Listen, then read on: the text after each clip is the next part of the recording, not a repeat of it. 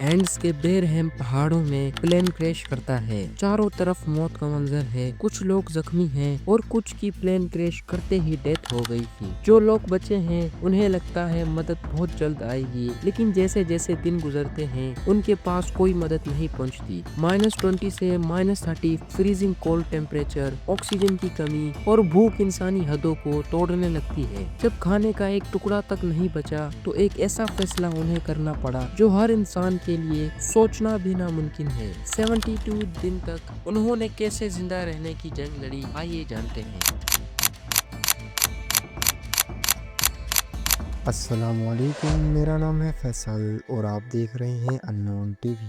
13 अक्टूबर 1972 को यूरुग्वायन Robbie team अपने friends और फैमिली मेंबर्स के साथ चिली जा रहे थे। ये एक स्पेशल फ्लाइट थी जो उन्हें रॉबी मैच के लिए ले जा रही थी। ये फ्लाइट 571 थी जो मोंटेविडियो से सैंटियागो चिली के लिए उड़ान भर रही थी। इसमें टोटल 45 लोग थे, जिनमें प्लेयर्स, उनकी फैमिली मेंबर्स और फ्लाइट के क्रू मेंबर्स भी शामिल थे। प्लेन एक फायर चाइल्ड प्लेन था जो छोटे डिस्टेंस के लिए इस्तेमाल होता है। उड़ान के दौरान मौसम काफी बदल रहा था और पहाड़ों के आसपास बर्फ गिर रही थी, जिसकी वजह से पायलट को काफी प्रॉब्लम्स आ रही थी। पैसेंजर्स में थोड़ी एक्साइटमेंट थी, लेकिन कुछ लोग नर्वस भी थे। उन्हें माउंटेन के ऊपर फ्लाइट लेने की वजह से टेंशन हो रही थी। ये फ्लाइट एक नॉर्मल जर्नी लग रही थी, लेकिन कोई नहीं जानता था ये फ्लाइट उनकी जिंदगी का सबसे बड़ा डिजास्टर बन जाएगी। 13 अक्टूबर 1972 को फ्लाइट अपने रास्ते पर थी जब वेदर कंडीशंस काफी खतरनाक हो गई। हैवी स्नो और पुअर विजिबिलिटी की वजह से पायलट को अपना डायरेक्शन समझने में काफी मुश्किल हो रही थी। आखिरकार उनका प्लेन एंड्स माउंटेन्स के ऊपर क्रैश कर जाता है। प्लेन ने 12,000 फीट की ऊंचाई से क्रैश किया, जहां एटमॉस्फेयर बहुत कोल्ड और ऑक्सीजन काफी कम होता है। इस क्रैश की इंटेंसिटी इतनी ज्यादा थी कि कई पैसेंजर्स की एट द टाइम डेथ हो गई। क्रैश को देखकर ऐसा लग रहा था कि कोई भी जिंदा बचा नहीं होगा। जो लोग बचे हैं उनकी हालत बहुत ज्यादा खराब थी। जख्मों की वजह से उनका जीना बहुत मुश्किल हो गया था और उनको -20 से -30 एक्सट्रीम कोल्ड का सामना भी करना पड़ा। प्लेन के अंदर जो रेटेज था उससे उन्होंने अपने लिए शेल्टर बनाया, लेकिन खाना, पानी और मदद के लिए उनको कुछ समझ नहीं आ रहा था। पैसेंजर्स को पहले तो ये समझ नहीं आया कि हमारे साथ हुआ क्या है। कुछ टाइम के लिए अफरा तफरी मच गई, लेकिन जल्द ही उन्होंने अपने लिए स्ट्रेटेजी बनानी शुरू की। उन्हें लगा बहुत जल्द हमारे लिए मदद आएगी, लेकिन कुछ दिनों बाद उन्हें रियलाइज हुआ कि ये एक मुश्किल और लंबी जर्नी होने वाली है। प्लेन के क्रैश करने के बाद सर्वाइवर्स को एक्सट्रीम कोल्ड का सामना करना पड़ा। टेम्परेचर इतना लो था कि उनका बॉडी टेम्परेचर बहुत लो हो गया।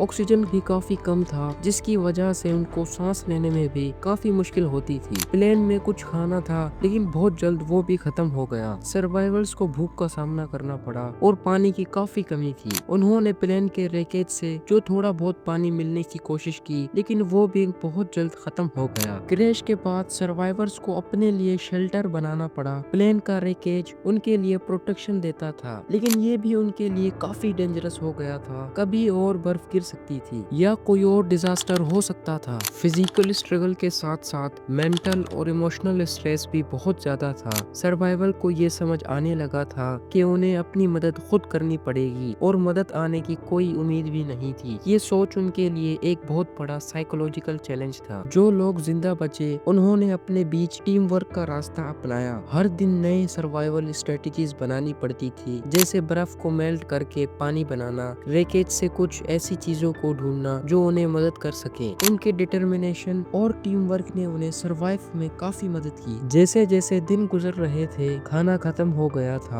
सर्वाइवल के पास कोई और ऑप्शन नहीं था। बर्फ के बीच में उनको अपनी सर्वाइवल के लिए ऐसे फैसले लेने पड़ते थे जो पहले कभी सोच भी नहीं सकते थे। उन्हें अपने आप को जिंदा रखने के लिए डिजीज्ड पैसेंजर्स के बॉडीज को खाने का फैसला किया। ये एक बहुत ही मुश्किल और शर्मिंदा कर देने वाला फैसला था, लेकिन उनके पास कोई और दूसरा ऑप्शन बचा ही नहीं था। ये फैसला उनके लिए बहुत दर्दनाक था। उन्होंने अपने अंदर के जज्बात और अपनी हालात को देखकर ये फैसला किया। हर सर्वाइवल के लिए ये एक इमोशनल स्ट्रगल था और ये उनके लिए एक ऐसा दर्द था जो जिंदगी भर के लिए उनके साथ रहा। सर्वाइवल्स ने ये जस्टिफाई किया कि उनके पास जीने का कोई और रास्ता नहीं है। उनका मकसद सिर्फ ये था कि वो जिंदा रहें। ये फैसला सर्वाइवल्स के लिए था, लेकिन इसने उनके जज्बात और इंसानियत को बहुत ज्यादा तोड़ दिया। प्लेन क्रैश के बाद रेस्क्यू टीम ने जल्द ही सर्च ऑपरेशन शुरू किया। हेलीकॉप्टर्स और प्लेन्स ने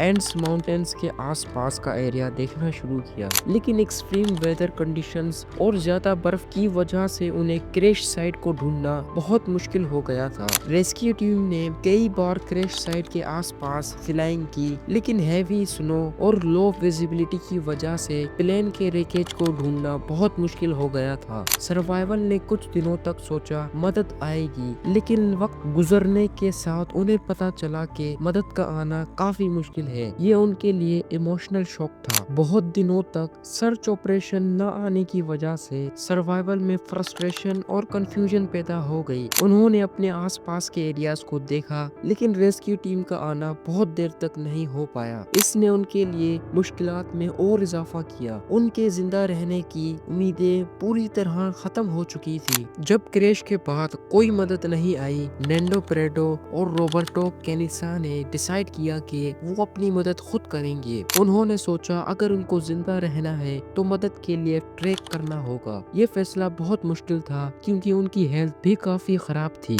दोनों ने 10 दिनों तक लगातार सफर करने के बाद 60 किलोमीटर का सफर तय किया। ये सफर उनके लिए बहुत मुश्किल था। दोनों को ठंड और मुश्किल रास्तों का सामना करना पड़ा। सफर के दौरान उनको बहुत ठंड लग रही थी और उनके शूज भी पुराने हो गए थे। उनका सफर पैदल काफी पेनफुल था, लेकिन दोनों ने हर मुश्किल का सामना किया और अपना सफर जारी रखा। उनके पास खाना और पानी नहीं था, बस बर्फ को मेल्ट करके पानी बनाते थे। हर दिन उनकी हालत और मुश्किल होती गई, लेकिन उन्होंने हिम्मत नहीं हारी। फाइनली 60 किलोमीटर और 10 दिन मुसलसल चलने के बाद उन्हें एक किसान दिखा। किसान से मिलने के बाद उन्होंने रेस्क्यू टीम के बारे में सुना। रेस्क्यू टीम से मिलने के बाद उन्होंने अपनी बाकी मेंबर्स की लोकेशन बताई, जिससे रेस्क्यू ऑपरेशन दोबारा शुरू हो गया। नैंडो और रॉबर्टो ने एक किसान की मदद से रेस्क्यू टीम को ढूंढा। रेस्क्यू टीम ने उनके बाकी सर्वाइवर्स को ढूंढा और उन्हें सेफली निकाल लिया। ये लम्हा उनके लिए बहुत पुरसुकून था, क्योंकि उन्होंने अपनी जान कीमत पर अपने दोस्तों को बचाया था। सर्वाइवल्स को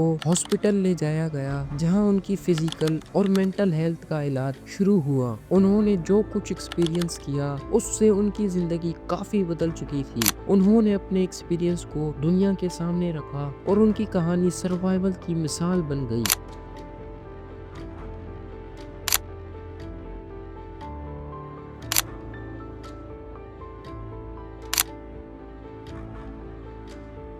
उम्मीद है अननोन टीवी की ये वीडियो भी आप लोगों को पसंद आई होगी। आप लोगों के प्यार भरे कमेंट्स का दिल से शुक्रिया। मिलते हैं अगली शानदार वीडियो में। अल्लाह हाफिज।